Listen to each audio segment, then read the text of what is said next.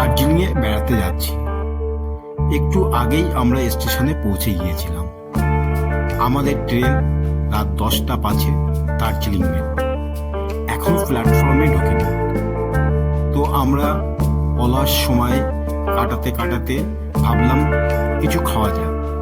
এমন সময় পাশে দেখলাম এই ব্যক্তি মশলা মুড়ি আওয়াজ করে মাখছে। তো আমরাও চলে গেলাম, মশলা মুড়ি দিন দাদা। এরপরে পরিচয় হলো। উনি আওয়াজ করে মশলা মুড়ি মাখতে মাখতে পরিচয় করলেন উনি রবিশ কুমার। ওনার বাড়ি বিহারে।